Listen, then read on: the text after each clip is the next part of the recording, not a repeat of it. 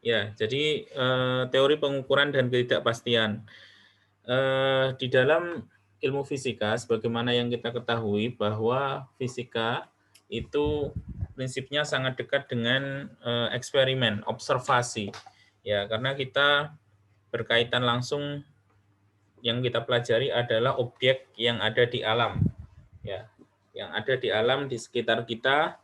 Nah, sehingga untuk mengetahui karakter dari sebuah objek, untuk mendefinisikan sebuah objek secara fisis, maka perlu dilakukan sebuah proses yang disebut dengan pengukuran.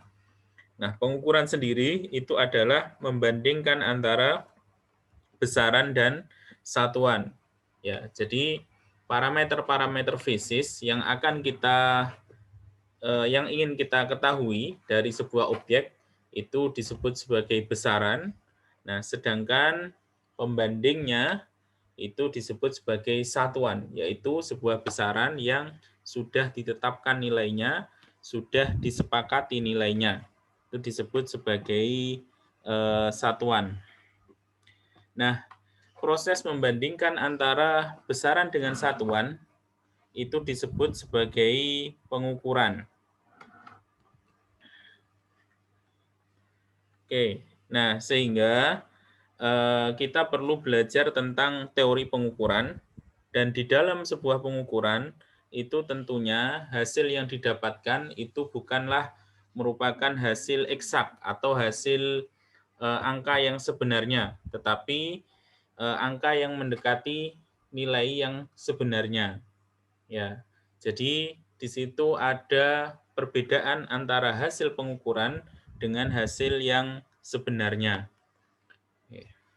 Nah, perbedaan antara hasil pengukuran dan hasil sebenarnya itu yang disebut sebagai ketidakpastian atau ralat. Oke. Nah, bagaimana cara kita menentukan ralat dari sebuah pengukuran? Kita akan bahas di sini. Nah, ralat itu bisa ditentukan dari pengukuran langsung, gitu ya. Pengukuran langsung itu artinya pengukuran yang dilakukan secara langsung kepada sebuah objek, ya kita langsung lakukan pengukuran dengan menggunakan alat ukur. Nah, itu disebut sebagai pengukuran langsung. Misalkan kalau kita mau mengukur panjang sebuah objek, sebuah benda dengan menggunakan mistar, kita mengukur temperatur sebuah benda atau temperatur tubuh manusia, misalkan dengan menggunakan termometer. Nah, itu disebut sebagai pengukuran langsung. Oke. Nah, kenapa di dalam pengukuran itu selalu ada ketidakpastian atau ralat? Karena memang ada beberapa keterbatasan, di antaranya adalah keterbatasan alat ukur. Jadi alat ukur itu nilainya tidak akurat 100%, tetapi dia mempunyai ketelitian tertentu. Ya, jadi batas ralat pengukuran itu adalah sampai dengan batas ketelitian alat ukur. Nah, misalkan kita mau mengukur panjang suatu benda, nah sedangkan nilai terkecil yang bisa diukur dengan alat ukur mistar kita misalkan adalah 1 mm, maka batas kemampuan pengukuran panjang sebuah benda dengan menggunakan mistar adalah 1 mm. Panjang yang di bawah 1 mm itu tidak terukur. Nah, itulah yang memunculkan ralat. Oke. Kemudian di dalam menuliskan hasil pengukuran, kita akan selalu menuliskan di dalam bentuk seperti ini. Ya, jadi kita tuliskan dalam bentuk nilai rata-rata, di mana nilai rata-rata dari hasil pengukuran itu kita anggap sebagai nilai terbaik yang mendekati nilai sebenarnya. Kemudian plus minus ketidakpastian atau ralat dari hasil pengukuran tersebut. Jadi misalkan kita mengukur panjang, ya, kemudian kita lakukan beberapa kali, gitu ya. Kemudian hasil rata-ratanya misalkan 1,2 cm, ya. Kemudian ralatnya adalah misalkan 0,05 mm, ya, sehingga kita bisa tuliskan hasil pengukuran kita ialah 1,2 plus minus 0,05 cm gitu ya. Oke. Kemudian nah ada dua jenis pengukuran langsung, yaitu pengukuran tunggal dan pengukuran berulang. Pengukuran tunggal itu artinya pengukuran yang dilakukan hanya satu kali saja. Ya, misalkan kita hanya mengukur panjang benda satu kali pengukuran saja. Nah, itu disebut sebagai pengukuran tunggal. Nah, maka ralat dari pengukuran tunggal itu adalah setengah dari skala terkecil. Nah, misalkan skala terkecil mistar itu adalah 1 mm, maka otomatis ralat dari pengukuran tunggal dengan menggunakan mistar itu adalah setengah milimeter. Oke, sehingga kita bisa tuliskan hasil pengukuran kita adalah, misalkan hasil pengukurannya adalah kita simbolkan dengan X, panjang, itu sama dengan panjang hasil pengukuran yang terbaca di mistar, kemudian plus minus ralat dari mistar, yaitu misalkan 0,5 mm atau 0,05 cm. Nah, kemudian pengukuran jenis yang kedua, ya Mas Mamat, kenapa Mas Mamat? Ini raise hand, ada yang mau ditanyakan?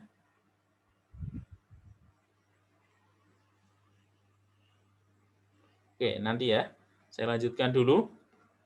Nah, untuk pengukuran berulang adalah pengukuran yang dilakukan secara berulang.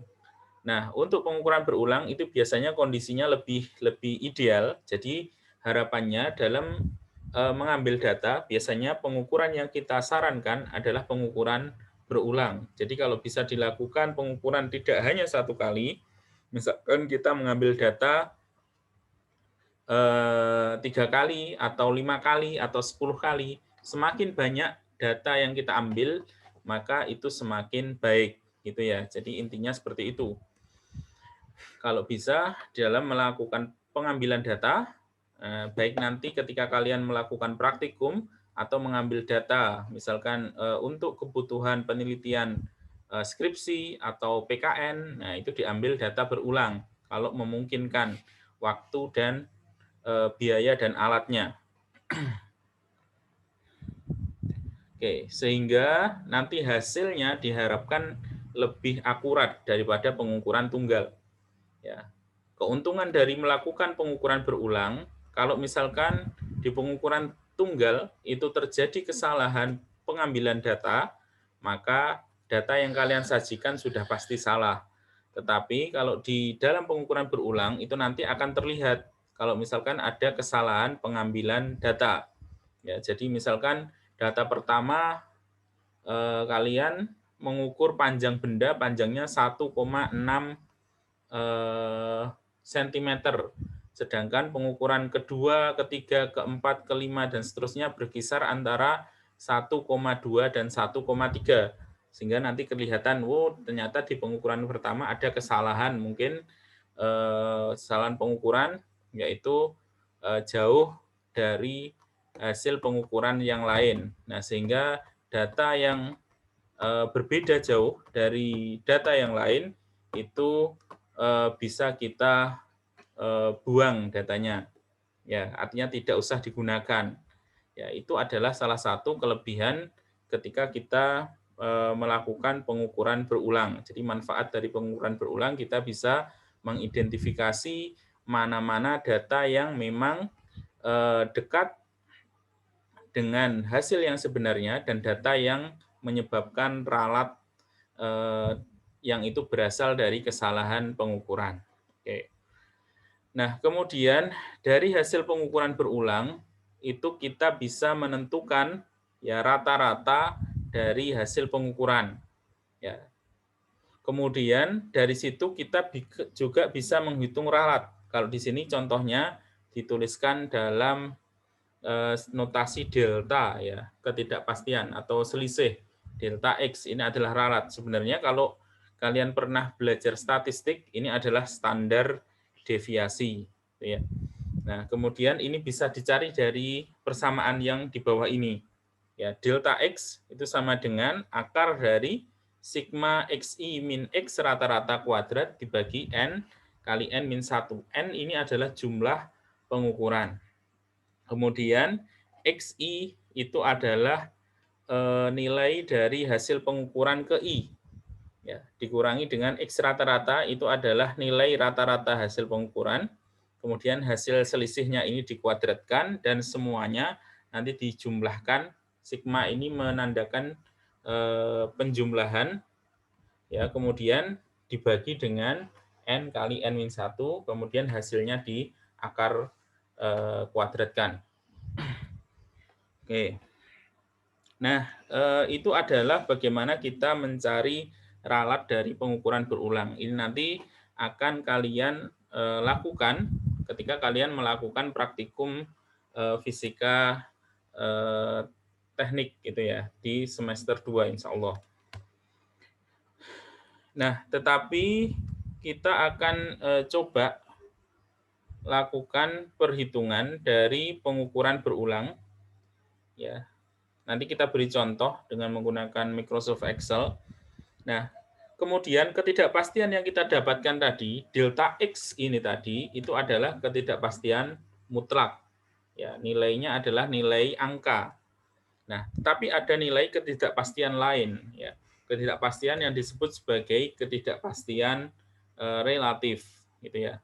Ketidakpastian relatif itu adalah berapa nilai relatif ralat terhadap nilai sebenarnya. Ya, jadi ini biasanya dalam bentuk prosentase. Ya, ini bisa kita dapatkan nilainya dari delta X per X rata-rata dikalikan dengan 100%. Jadi nanti berapa persen ralatnya. Nah, semakin besar nilai persentase error atau ralat, maka artinya pengukuran kita itu semakin tidak teliti, gitu ya. Jadi kalau kita menggunakan ketidakpastian relatif, kita bisa menentukan seberapa teliti pengukuran kita. Semakin besar persentase ralatnya, maka pengukuran kita bisa dikatakan kurang teliti. Semakin kecil ralatnya, maka semakin telitilah pengukuran kita. Oke, baik, kita lihat contoh dengan menggunakan Excel. Oke, sebentar saya buka dulu.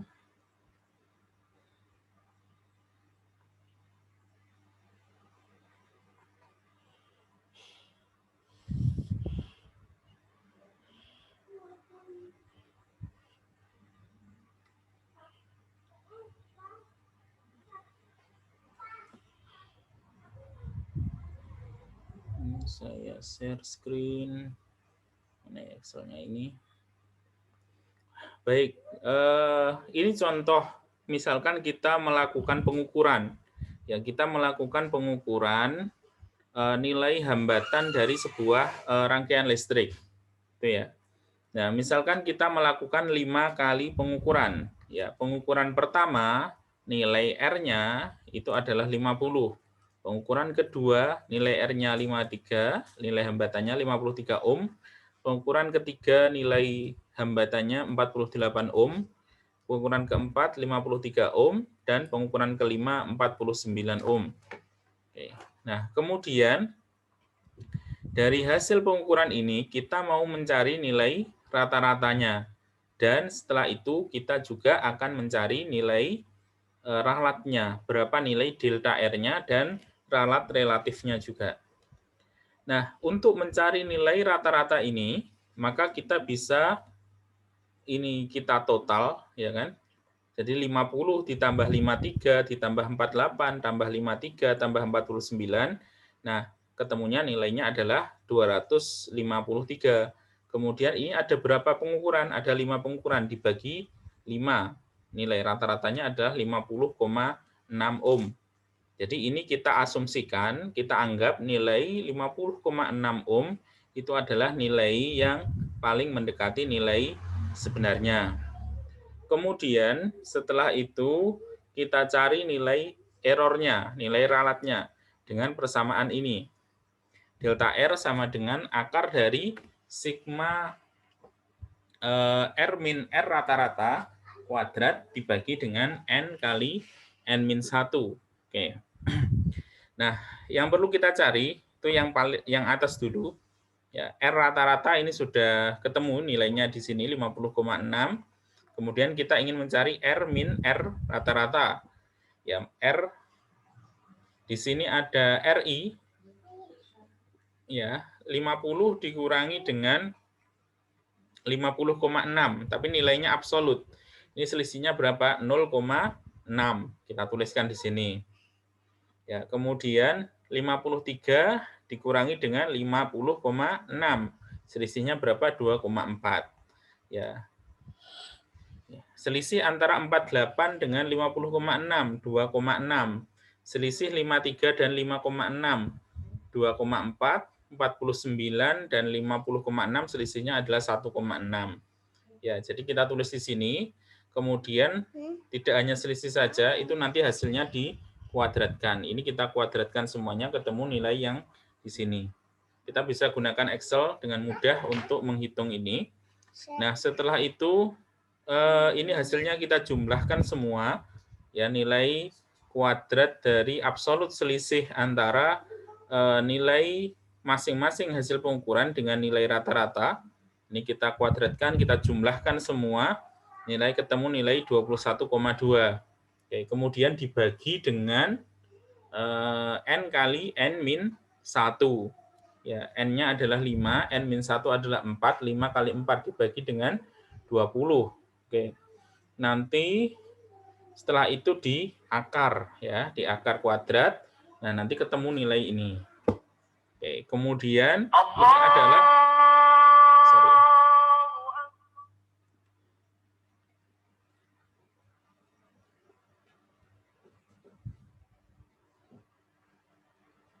maaf.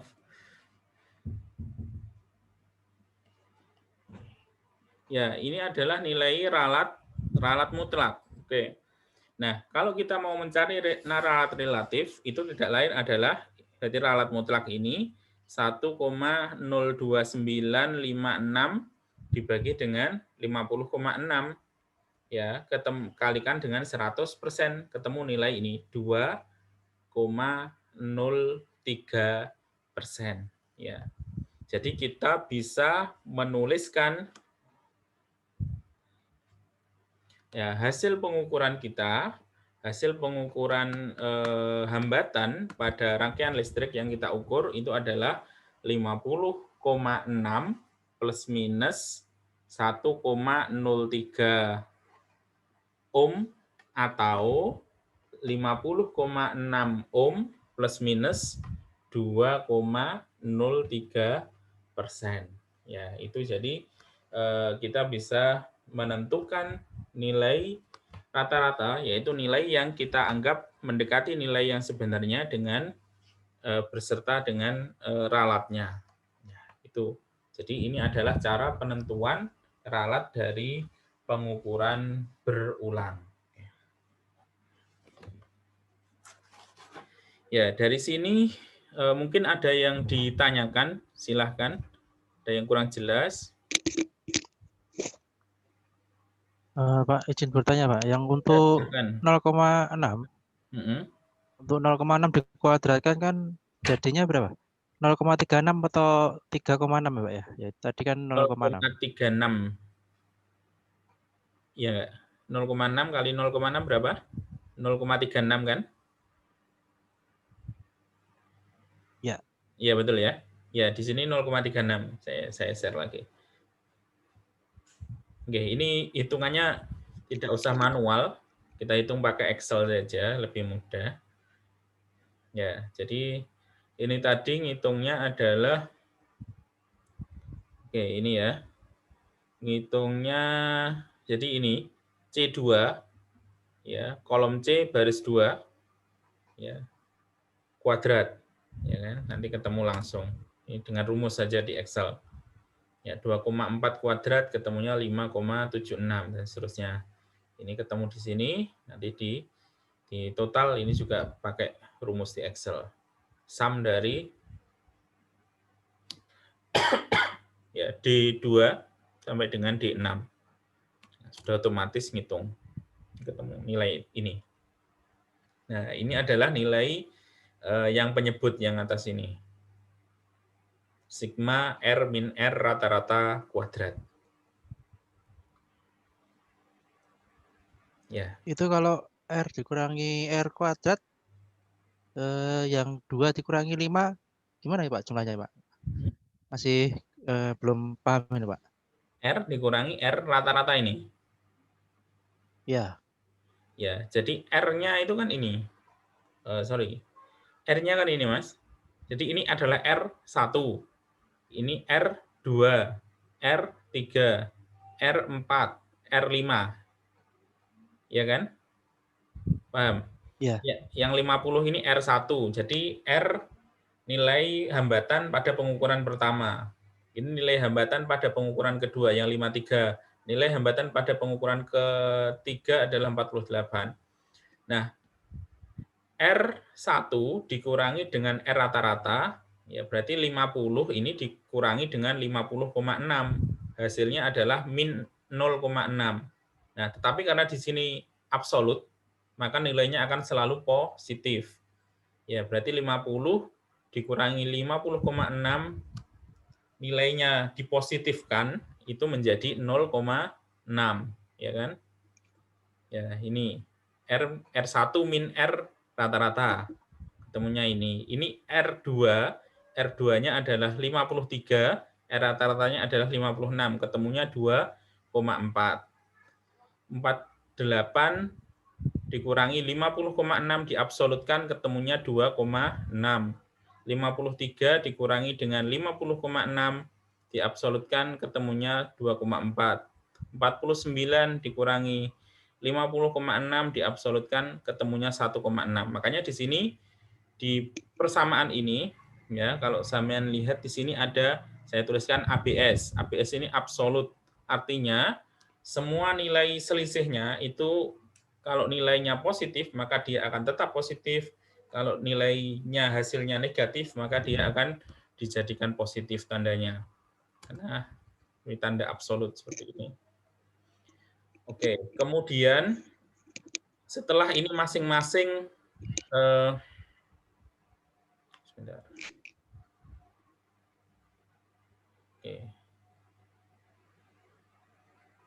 Oke. Nah, setelah ini masing-masing di apa namanya? Dicari nilai ini nilai selisih absolutnya, oke. Kemudian ini kan ada dikuadratkan. Oke, dikuadratkan. Nah, masing-masing dikuadratkan selisihnya tadi. Nah, setelah itu baru dijumlahkan. Ya, dijumlahkan ketemunya ini 21,2. Tanda penjumlahnya mana? Tanda penjumlahnya adalah tanda sigma ini. Sigma ini artinya kita menjumlahkan setiap komponen. Ya. Oke, kemudian setelah itu baru dibagi dengan N kali N min 1. N-nya adalah 5. Nah, kemudian setelah itu baru diakar. Nah, ketemunya nilai ini. Ya, ini adalah SQRT. SQRT itu adalah akar D7. D7 itu hasil penjumlahan yang atas ini dibagi dengan yang bawah ini adalah 5 kali 5 min 1. Ya, karena kita melakukan pengukuran sebanyak 5 kali. Kalau kita melakukan pengukuran 10 kali bagaimana? Kalau kita melakukan pengukuran 10 kali ya berarti ini 10 kali 10 min 1. Oke, tergantung jumlah pengukuran. Nah, setelah itu baru dicari ralat relatifnya. Yaitu ini dibagi ini kalikan dengan 100%. Ya, itu Mas Sunarto. Masih ada yang ditanyakan lagi? Silahkan. Nah, udah cukup Pak. Jadi untuk hasilnya kemungkinan kecil nanti 0,0 begitu Pak ya? Untuk kedepannya kalau kita banyak pengukuran. Oh iya, iya, iya. Semakin banyak pengukuran itu biasanya errornya akan semakin kecil. Semakin akurat hasilnya. Oke Pak. Ya. Terima kasih Pak. Oke, sama-sama. Yang lain monggo. Pak, boleh minta tolong untuk ditunjukkan dalam kolomnya hasilnya yang persen, Pak? Yang persen? Iya, yang persen Pak. Tolong rumusnya Pak, rumusnya. Boleh saya pahami Pak. Rumusnya B9, B8. Ya. Oh, J. Pak, J. Berarti dia di 1,2 dibagi 50,6 Pak. Terus dikalikan 100. 100%. Oh, J, siapa? Ya. Ya, ini nanti Sekalian dicatat Pak. Oh ya ya. Ini bisa kalian download di apa namanya Bebas Umpo ya, yang materi minggu lalu. Akan diunduh nanti. Oh, J Pak, siap. Ya. Ini prinsipnya sebenarnya nilai ralat mutlak. Ini kan yang atas ini ralat mutlak kan? Dibagi dengan rata-rata, ya kan? Kalikan dengan 100%. Ini disebut sebagai ralat relatif atau error relatif. Ya, tolong difahami nanti untuk UTS insya Allah saya keluarkan ini ya, menghitung ralat dari pengukuran berulang dan pengukuran tunggal. Kalau pengukuran tunggal tadi ralatnya adalah setengah kali skala terkecil, skala minimum dari hasil dari alat ukur. Pak, nanti apakah untuk hasil akhir bisa disederhanakan Pak? Contohnya kayak kemarin kan kalau hasilnya lebih dari 6 kan bisa disederhanakan ke bilangan yang terbesarnya gitu Pak. Mungkin bisa disederhanakan jadi 2,034 saja gitu Pak. Ya, jadi nanti hasilnya memang harusnya disederhanakan karena ini hasil Excel ya. Kalian bisa sederhanakan sampai dengan sampai dengan angka yang sama dengan hasil rata-rata ini. Jadi sebenarnya kalau ini pengukurannya, misalkan kita gunakan pengukurannya adalah sampai dengan satu angka misalkan. Ini 2 angka penting. Oke, sebenarnya hasil rata-rata ini harusnya adalah juga 2 angka penting. Oke. Nah, tetapi karena memang kita anggap kita mau menambahkan 1 angka taksiran gitu ya, ya maka ini kita tambahi lagi 1 angka penting sehingga nilai rata-ratanya ada 3 angka penting. Nah ini nanti juga harus terdiri dari 3 angka penting. Ini kita lihat nilai komanya ya. Ini sampai 1 angka di belakang koma, maka ralatnya ini nanti juga 1 angka di belakang koma. Jadi hasil pengukurannya nanti adalah R itu sama dengan sini katakan 50,6 kemudian plus minus itu caranya. Bentar, saya carikan plus minus ada enggak?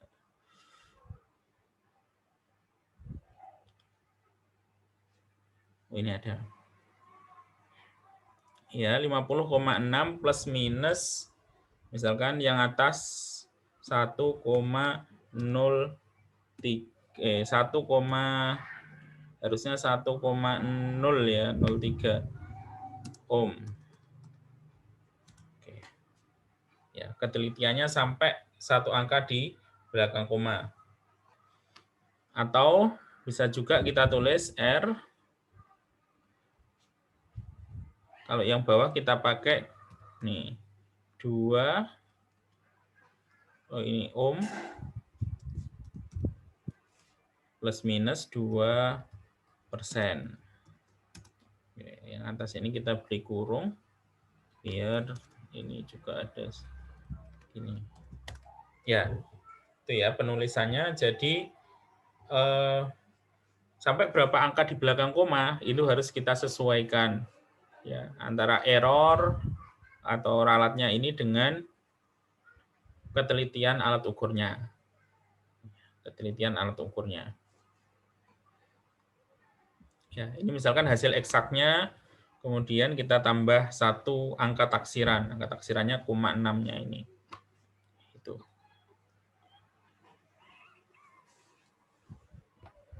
Baik, ada yang ditanyakan lagi? Silahkan.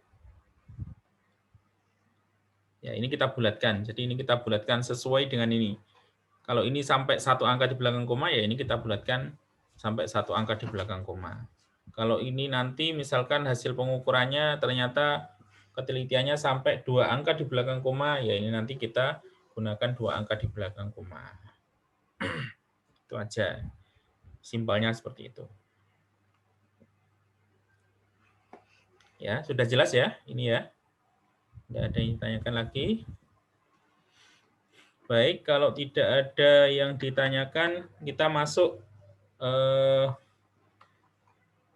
tentang gerak. Yaitu tadi pengukuran nanti insya Allah akan sangat berguna ketika kalian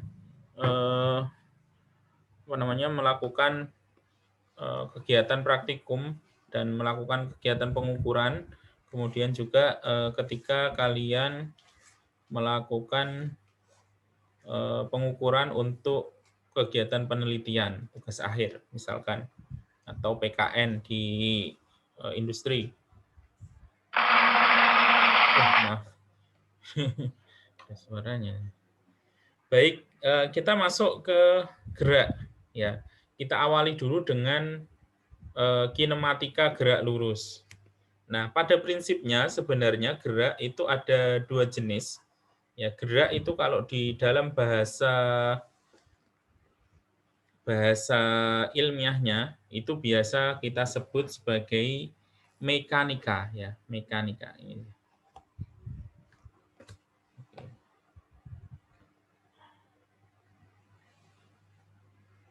Aduh, mahal ya.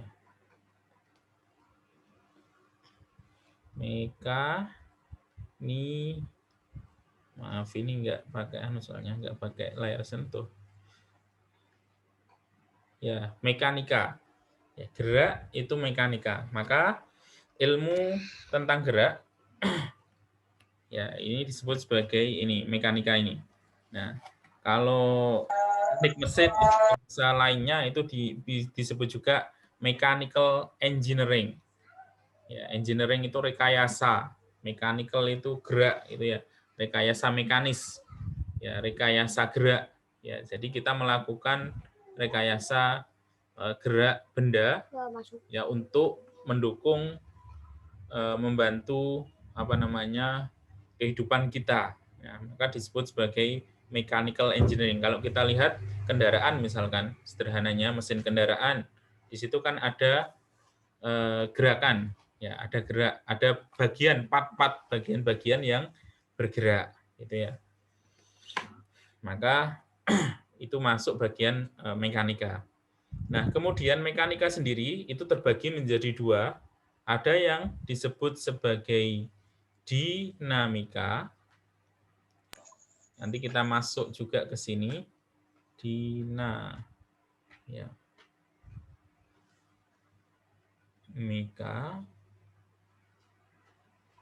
Ada yang disebut sebagai kinematika. Ada yang kita sebut dinamika, ada yang kita sebut dengan kinematika.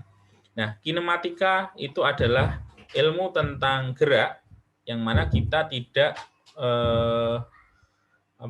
kita tidak belajar tentang mengapa benda itu bergerak, penyebab sebuah benda bergerak. Sebuah benda bergerak itu karena ada gaya eksternal, gitu ya. Itu kita tidak singgung itu di kinematika. Yang jelas kita belajar tentang gerak saja dan parameter-parameter atau variabel-variabel yang berkaitan dengan gerak. Ya, apa saja itu nanti kita akan lihat. Kemudian ilmu yang cabang dari mekanika yang kedua yang disebut dengan dinamika. Nah, di bagian dinamika ini kita belajar juga tentang penyebab gerak benda, yaitu di situ ada gaya eksternal. Nah, kemudian ketika sebuah benda itu menerima gaya eksternal, ya maka di situ ada kondisi benda dia akan misalkan tetap diam atau benda itu tetap bergerak atau dia dalam kondisi lembam, bisa kita katakan inersia, atau dia berubah posisinya, berubah keadaannya, ya, atau benda tersebut misalkan merespon terhadap gaya eksternal yang diberikan. Nah, itu nanti masuk di dalam penjelasan hukum-hukum tentang gerak ya yang ditemukan oleh Isaac Newton, ya hukum gerak klasik, mekanika klasik yang terdiri dari 3 hukum. Ada hukum 1 Newton, ada hukum kedua, ada hukum ketiga. Nanti kita akan pelajari di dinamika. Oke, nah sekarang kita belajar dulu tentang kinematika, gerak lurus. Nah, suatu benda dikatakan bergerak bila kedudukannya selalu berubah terhadap suatu acuan. Jadi kita menentukan sebuah benda itu bergerak itu dengan acuan gitu ya. Jadi kita tentukan dulu acuan, titik acuannya. Ya, misalkan kita berada di dalam sebuah bis gitu ya, atau di dalam sebuah mobil. Ya, kemudian kita mengemudikan mobil tersebut. Ya, kita berada di belakang kemudi. Oke. Nah,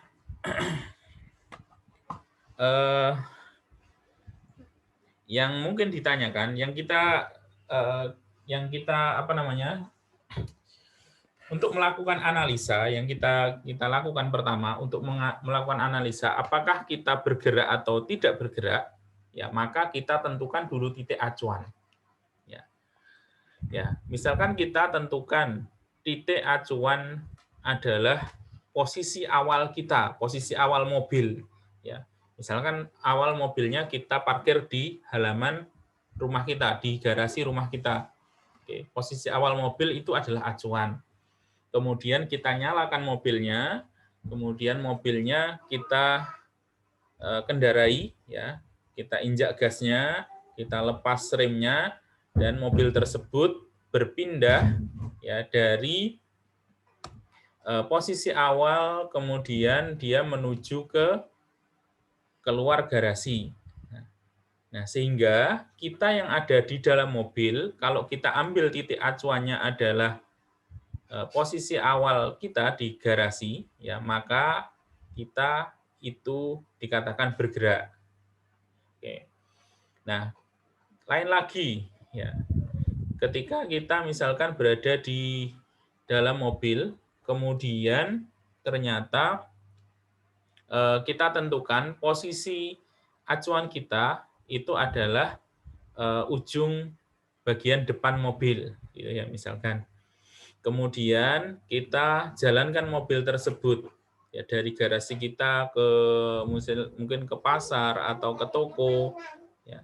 Maka selama perjalanan tersebut sampai dengan kembali lagi kita tidak turun dari mobil, nah maka bisa dikatakan kita tidak bergerak karena memang kita tidak berpindah, posisi kita tetap terhadap acuan yang kita buat, yaitu bagian depan mobil, misalkan seperti itu.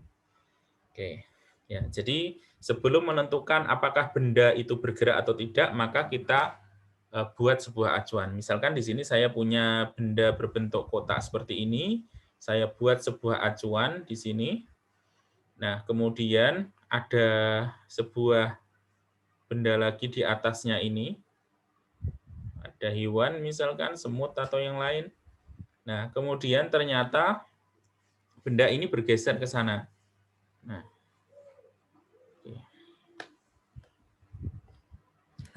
maka kalau acuannya adalah titik garis ini, tiang ini, maka kalau benda ini bergerak, ya semut yang ada di atas kotak ini dia juga bergerak terhadap acuan ini.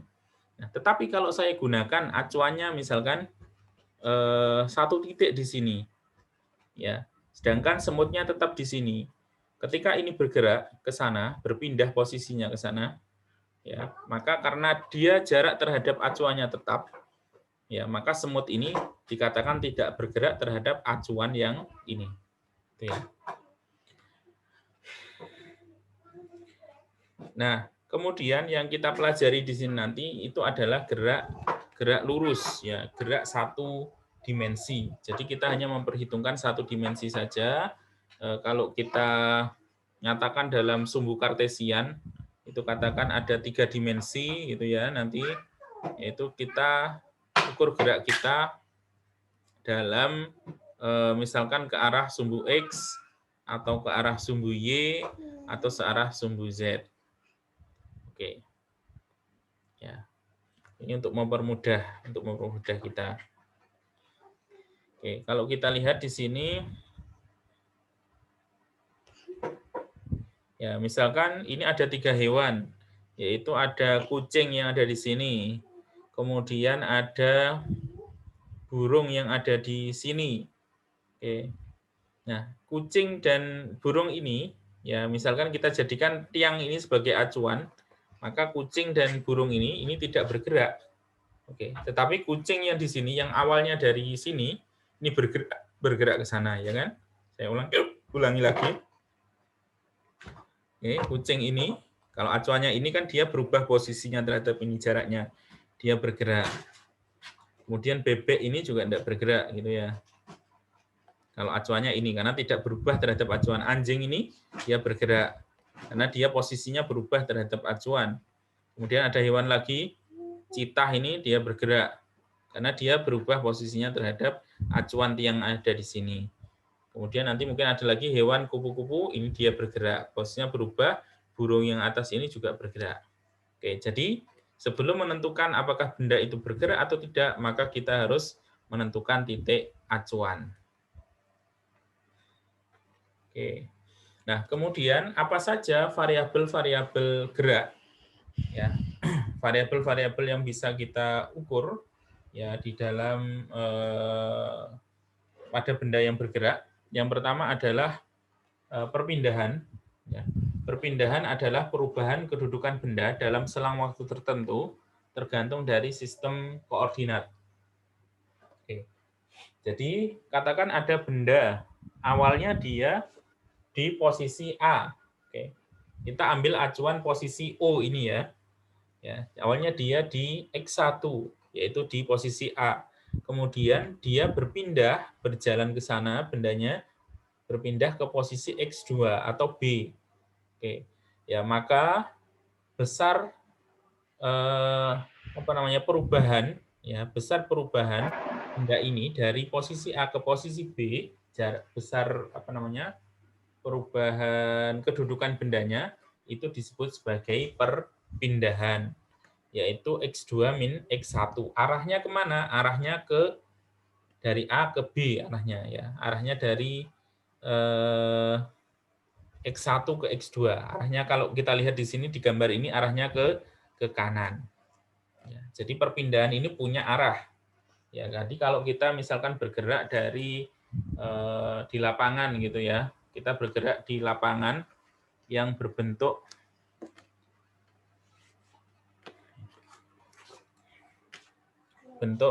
persegi, misalkan seperti ini.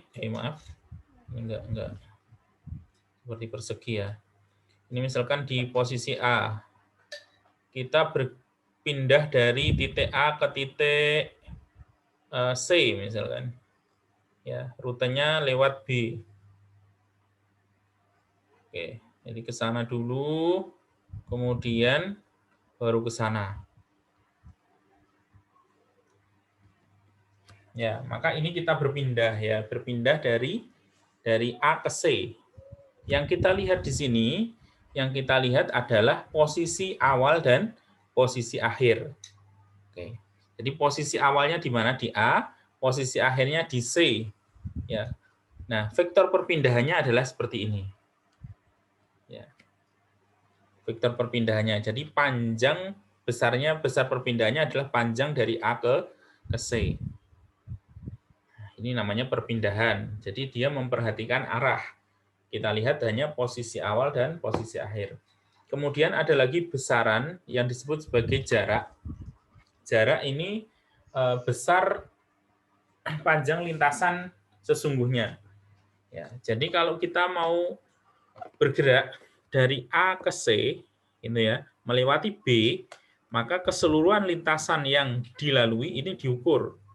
Ya, jadi A ke B ini misalkan 5 meter.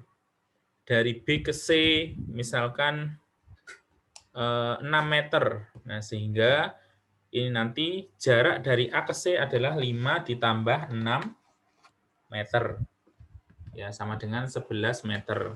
Nah, tetapi perpindahan beda. Perpindahan kita hanya melihat posisi awal dan posisi akhir. Yang diukur adalah dari A ke C. Langsung diukur. Oke, ini adalah perbedaan antara jarak dan perpindahan. Pak, suaranya tidak muncul, Pak. Oh, suaranya yang lain gimana? Terdengar ya suara saya? Muncul, Pak. Aman-aman, Pak. Beberapa mungkin, Pak. Oh, enggak. Kalau punya saya gambarnya hilang-hilang, Pak. Oh, sorry.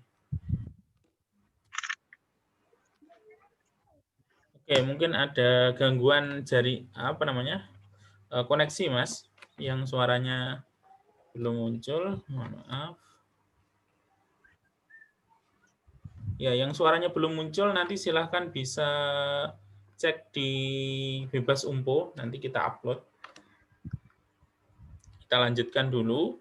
Nah, selain dari perpindahan dan jarak, ada besaran lain, yaitu kecepatan dan percepatan. Ya, jadi kecepatan ini vektor, kecepatan dan kelajuan ya nanti, kecepatan dan kelajuan. Kecepatan ini vektor, ya. Jadi dia memperhatikan arah, ya. Jadi dia adalah perpindahan dibagi dengan waktu yang diperlukan untuk melakukan perpindahan. Ya, persamaannya seperti itu. Jadi delta X per delta T. Ya, atau X2 min X1 dibagi dengan T2 min T1. Oke, jadi misalkan tadi kita berpindah dari A ke C. Nah, ini jaraknya misalkan tadi jaraknya 11 meter atau 11 kilometer. Atau mudahnya ini misalkan 3 ya. Saya biar mudah aja. 3, ini 4, maka ini pasti 5. Oke. Nah, jarak dari ini aturan Pythagoras ya. Jadi A ke C ini jaraknya adalah 3 tambah 4, 7. Nah, kemudian besar perpindahannya adalah 5 kilometer misalkan. Nah, waktu yang diperlukan untuk berpindah dari A ke C itu adalah 1 jam misalkan. Nah, sehingga kecepatan untuk besar lagi ini kayak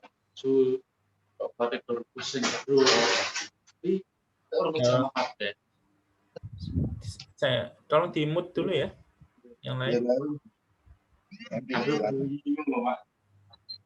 Gimana?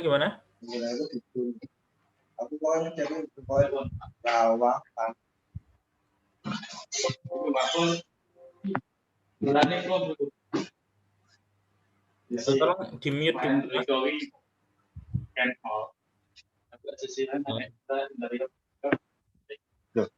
Dan aku kan sing internal gitu, Nek tahu aku kan percepatan lu gitu. Iya. Ya, saya mute dulu.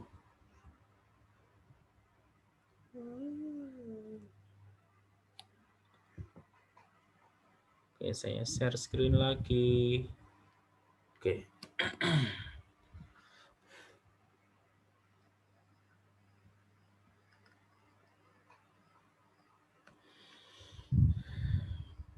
Oke, tadi misalkan sebuah benda, ya saya gambar lagi, maaf.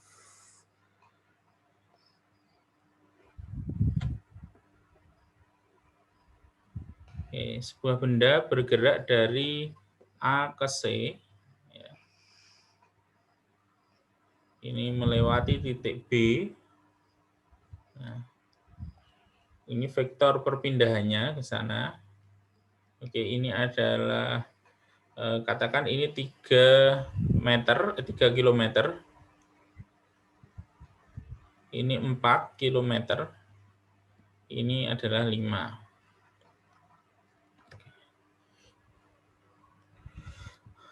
Oke, jadi misalkan waktu yang dibutuhkan dari A ke C, ya itu kita butuh waktu 1 jam untuk melakukan perjalanan dengan menggunakan misalkan sepeda.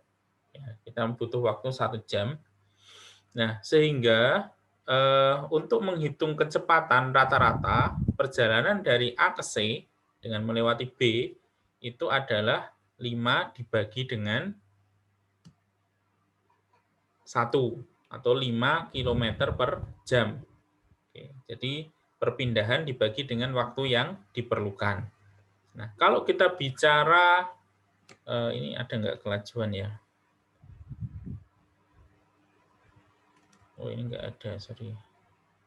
Nah, kalau kita bicara jarak, ya, maka di sini bukan lagi perpindahan yang kita hitung, ya. Nah, namanya jarak yang ditempuh, kemudian per waktu tempuh itu disebut dengan kelajuan. Jadi ada yang disebut besaran yang disebut dengan kelajuan. Ini adalah besaran skalar. Ya, kelajuan.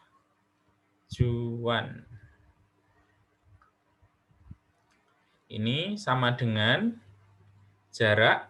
Jarak itu berarti panjang seluruh lintasan yang ditempuh ya per ya delta T, waktu tempuhnya.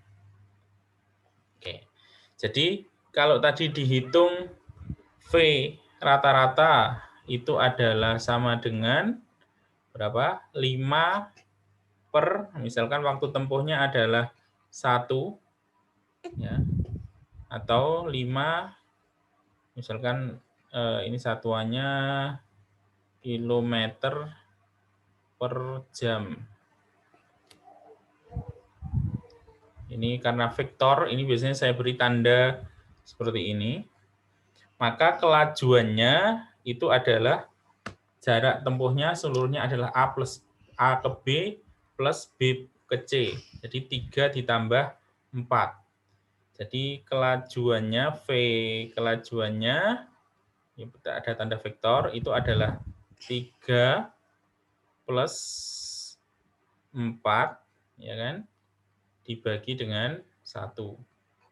Sorry, sama dengan 7 ya, kilometer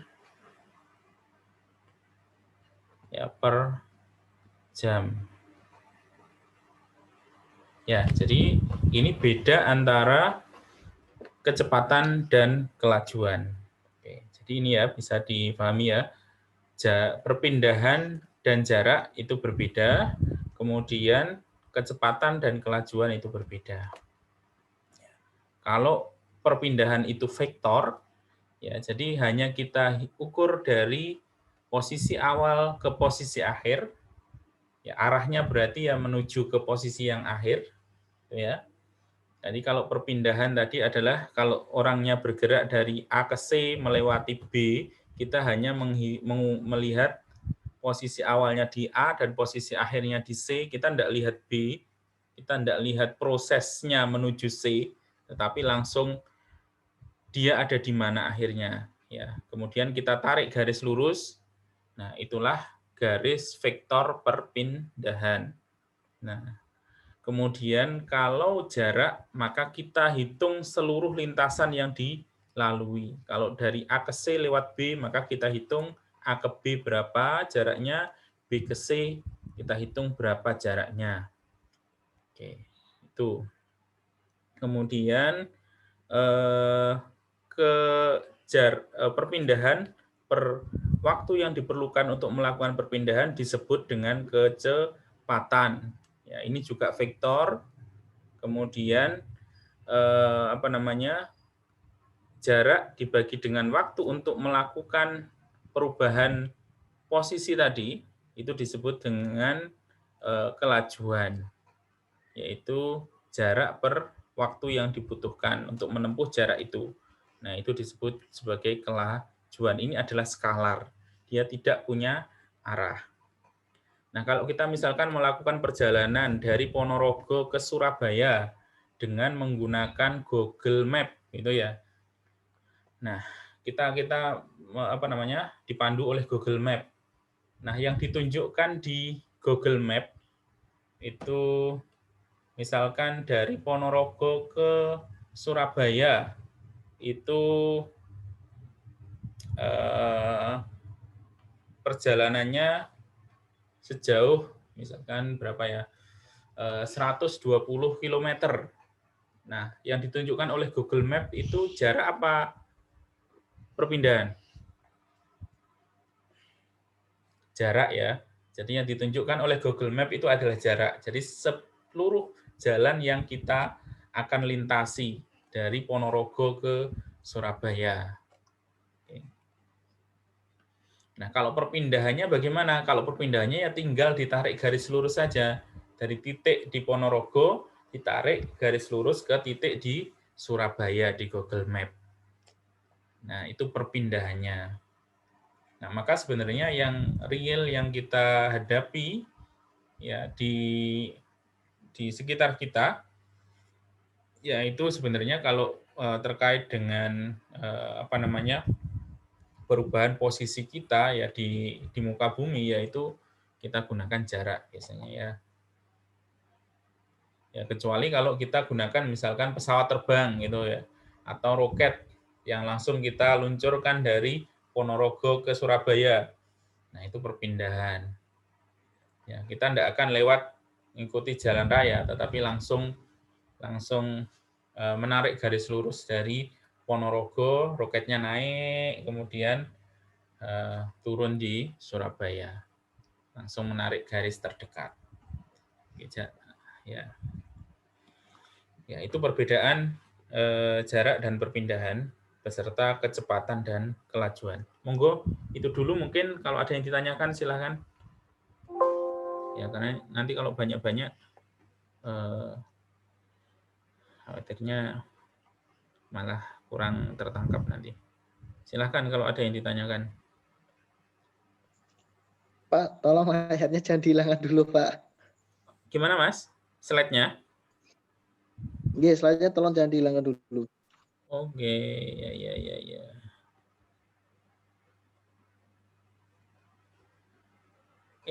Sebentar.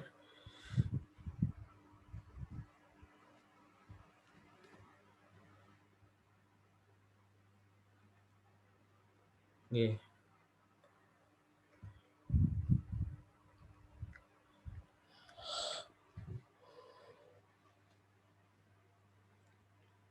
Saya kira ini konsep yang sering kalian dapatkan di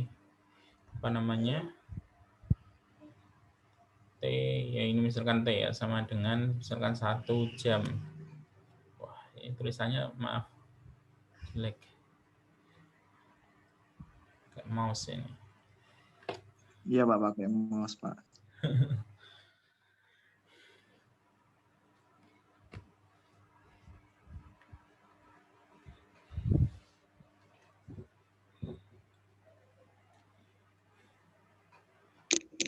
Silakan. Jadi kalau perpindahan itu ya Pak ya, bisa dikatakan shortcut ya Pak ya, langsung ke tujuannya gitu ya Pak ya. Iya. Jadi kita hanya melihat posisi awal dan posisi akhir saja. Jadi misalkan ya, kita ada dari satu titik A di titik sini ke titik sini. Nah, jalannya itu kita seperti ini misalkan rutenya, belok seperti ini. Oke, baru kemudian sampai di titik sini.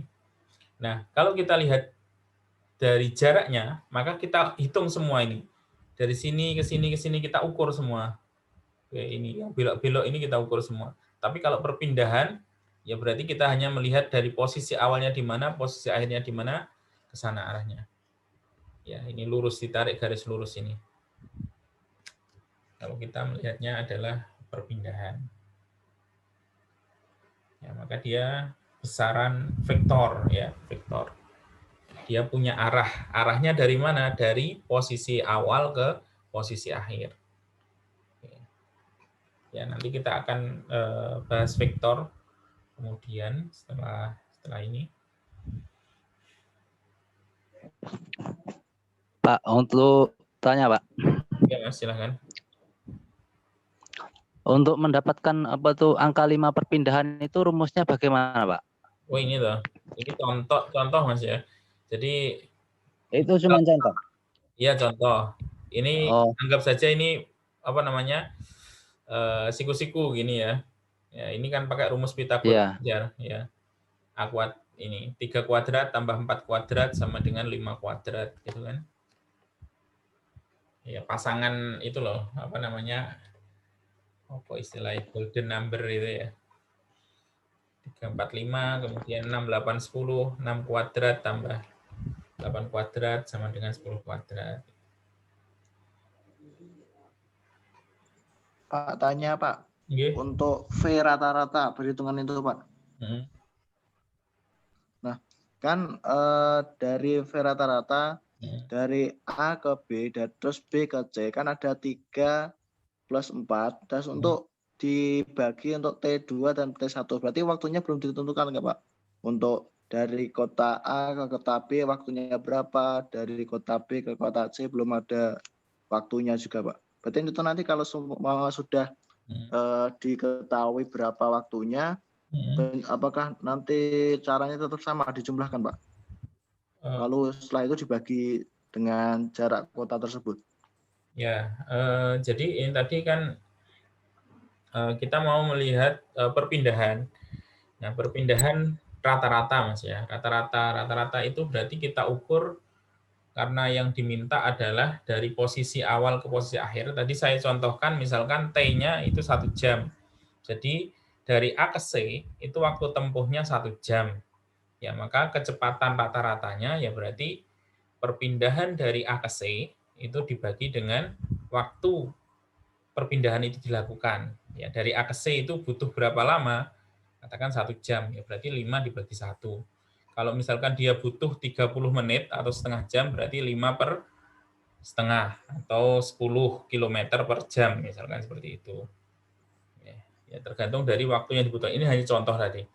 Misalkan dari A ke C, ini butuh waktu 1 jam. Karena rata-rata. Nah, kalau jarak dari A ke C, ya, ini melewati B, maka jaraknya katakan dari A ke B butuh 3 km, dari B ke C butuh 4 km. Nah, waktu tempuh dari A ke C ini adalah sama, misalkan 1 jam ya, sama. Karena sama kan ini, waktunya 1 jam. Tetapi kelajuannya itu berbeda. Ya, kalau kita mau menghitung kecepatan dan kelajuan hasilnya beda. Kelajuan itu dihitung dari jarak total 3 ditambah 4. Jaraknya kan dari A ke C kan lewat sini tambah lewat sini. Berarti 3 ditambah 4 kemudian dibagi waktu tempuhnya. Waktu tempuhnya adalah 1 jam. Ya, ketemu ini 7 km per jam. Itu kelajuannya. Tapi kalau jaraknya tadi kecepatannya dihitung dari perpindahan. Ya, dihitung dari perpindahan. Berarti dari A ke C langsung ini ya, 5 ini ya. Kita nggak ngitung 3 sama 4 ini nggak dihitung. Ya, itu namanya resultan vektor. Nanti kita akan belajar ketika kita belajar vektor. 5 ini sebenarnya adalah resultan, hasil penjumlahan dari, kalau kita mau hitung ini perpindahan dari A ke B, ditambah perpindahan dari B ke C, ini bisa. Ini vektor ini, ditambah vektor ini sama dengan vektor ini. Ya nanti aja, ketika kita membahas vektor. Jadi perpindahan ini sebenarnya bisa kita bagi menjadi dua proses perpindahan, yaitu perpindahan dari A ke B dan perpindahan dari B ke C. Kemudian dua perpindahan tersebut kita jumlahkan, nanti ketemu perpindahan dari A ke C. Namanya resultan dari vektor perpindahan. Gitu ya. Nanti kita akan bahas berikutnya di pembahasan tentang vektor. Nah, sebelum membahas tentang gaya dinamika, maka kita harus tahu tentang konsep vektor. Tapi kalau di sini saya kira sederhana saja. Yang penting kalian tahu yang disebut perpindahan, yang disebut jarak, kemudian kecepatan dan kelajuan.